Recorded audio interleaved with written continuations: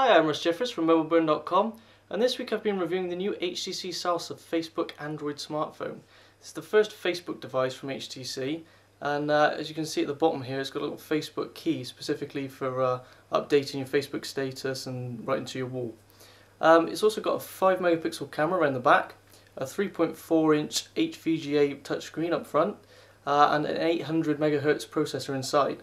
The battery capacity is 15-20 mAh, so you can maybe get about 2 days use out of it, and it's a pretty nice looking handset, as you can see, with this sort of purple colour scheme. Keep watching for our full review.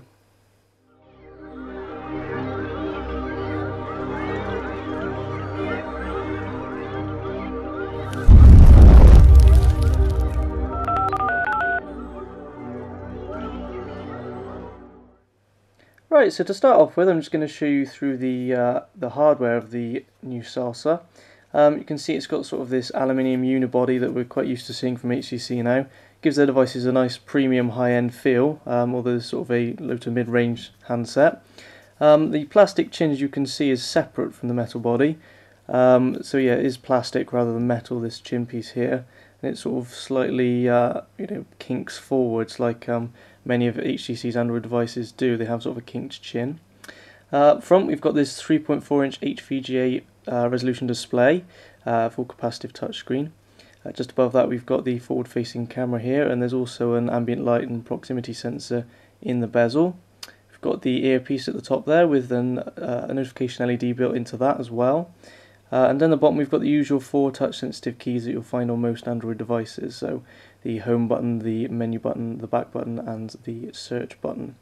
Under that we've got this hardware Facebook key. This is the sort of key most important part of the phone, because it just sort of allows you one-touch access to various Facebook functions such as posting to your wall. And also, if say you're in the camera or the music player, there's an LED inside here which will actually illuminate and sort of let you know that you can use the Facebook key to post to Facebook. So for example, if you're in the camera, you take a photo and it'll start illuminating to tell you that you can upload that photo to Facebook. On the left side here we've got the volume rocker, sort of like a chromed finish to it, and beneath that we've got the micro USB port for charging and data. On the right side we've got the camera shutter button. Nice to see a proper hardware camera shutter button on a device. It seems to be quite rare these days that we get that. I'm not sure if it's quite focusing here, but it's a 2-stage shutter button, so you press it halfway to focus and then fully to actually take the photo. Up top here we've got the power key for sleeping and waking the display, and also turning the phone on and off, and also the 3.5mm headphone port for just connecting any sort of regular set of headphones. Again, we've got sort of this soft touch plastic part here, which is sort of split into 2 different colours, like a darker purple and a lighter purple. In the darker half we've got the speakerphone grill, and in the lighter half we've got the camera lens for the 5 megapixel autofocus camera, and the little LED flash next to it. The camera's not actually great, but we'll look into that in a minute, but it's probably adequate for updating sort of Facebook and stuff. Got the HTC logo again, sort of in a sort of a chromy finish there in the middle, and then this lower soft touch part which says with HTC Sense on it, which I'll just pop off now because this is where the battery is kept. We've got this little sort of plastic flap that opens up, and then we've got the SIM card here which slides in and out, the micro SD card port there, which I believe, just look in the box that we've got here that I'll show you in a minute, the card that came with it was actually a 2 GB SanDisk card. I've got my own card in there now though. And then we've got the 15-20 mAh battery, so pretty decent sized battery. It's the same size as in the Sensation, but obviously this phone's got a slower, sort of less powerful processor and a smaller screen, so that battery power should last you a lot longer than it would in the Sensation. You typically get about 2 days of use out of that. This bottom cover is a bit fiddly because it's got this sort of little black overlap here which sometimes gets stuck on the outside, but got it on first time that go, which is quite handy. So that's a quick look at the hardware. We'll move on now to the software. Right, so whilst we're waiting for the HTC Salsa to start up, I'll just show you quickly what we've got in the box with the handset. We've got this UK power adapter plug, and that goes actually onto the main part of the charger here. So as you see, that will just fit in. Get it the right way around, and it fits in, turns, and then sort of clips in.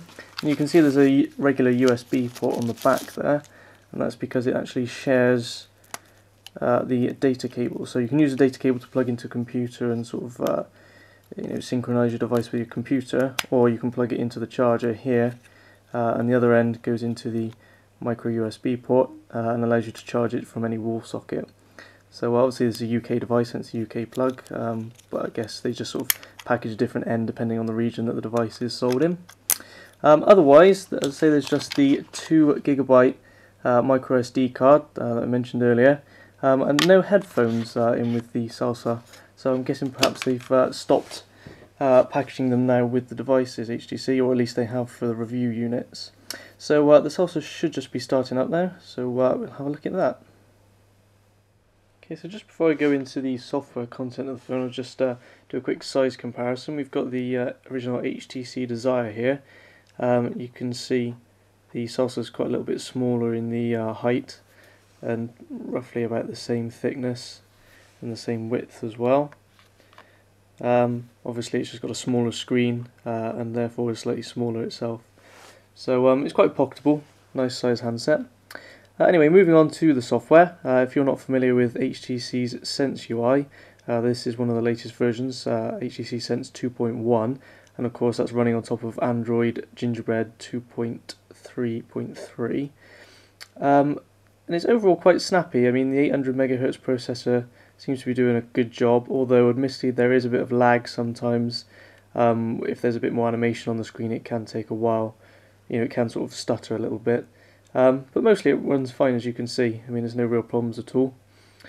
Just to explain, basically with HTC Sense you get 7 home screens. You can see this little bar at the bottom here, just shows us where we are in those 7 home screens. So as I flick across, you can see the little bar moves just to keep track of where we are.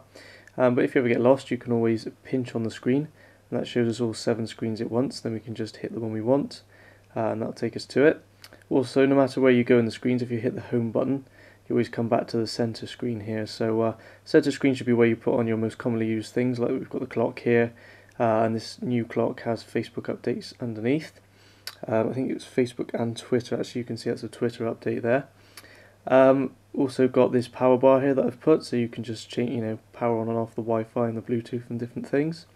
And then down the bottom here we've got some app shortcuts. You can see you can just set shortcuts to various different apps, and all this is user configurable, so any of these widgets can be changed by the user to whatever they like using this customized key down here, which we'll mention in a minute.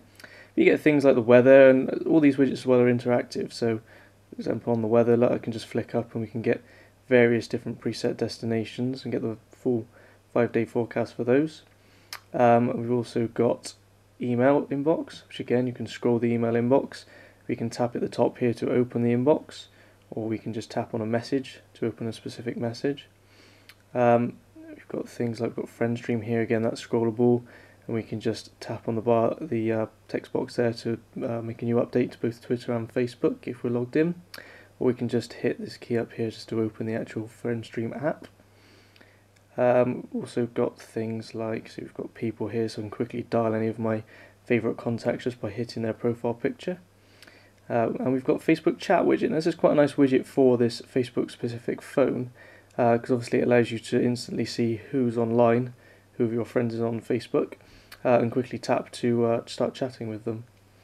I've also got a music player widget here just to sort of show you the kind of thing we can play the music directly from the widget and skip forwards and backwards and get the album art shown there as well, which is quite nice.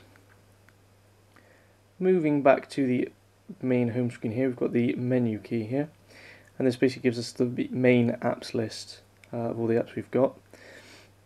And you can see it scrolls a whole page at a time, so you don't end up seeing the same apps twice, which is quite nice, and found on most of the recent HTC Android smartphones. You can also sort your apps, so you can view all apps. Oops, I think I've held that down a bit long. Let's go back. You can view all apps, frequently used apps, and also downloaded apps, and just literally slide across the bottom there to pick how you want to view them. And on the preset on the phone, preloaded, we've got things like Adobe Reader, usual calculator and calendar, HTC Hub, we've got the Facebook chat and Facebook widgets, FM radio, Gmail, we've got the usual Google Maps with the navigation package as well, so you can get proper turn-by-turn navigation just like a sat-nav on this phone, and that's all free. Also things obviously like the web browser, we've got the mirror which uses the forward-facing camera to show you an image of yourself, and things like places, stocks, voice recorder and voice search. And then we've got things like the Wi-Fi hotspot that basically turns the handset into a Wi-Fi hotspot, so that things like a tablet computer or a laptop can then use the phone's internet connection when you're out and about, which is very, very handy. Also got a YouTube player there as well.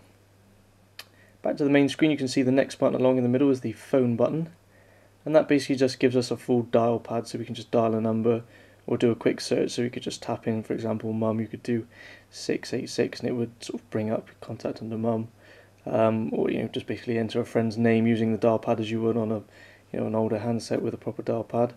So it's quite a good smart search feature. And then the last button here, as I mentioned earlier, is the customize button, and you can see, or personalize as HTC have called it. It basically just lets you personalize various different things about the phone, like the ringer.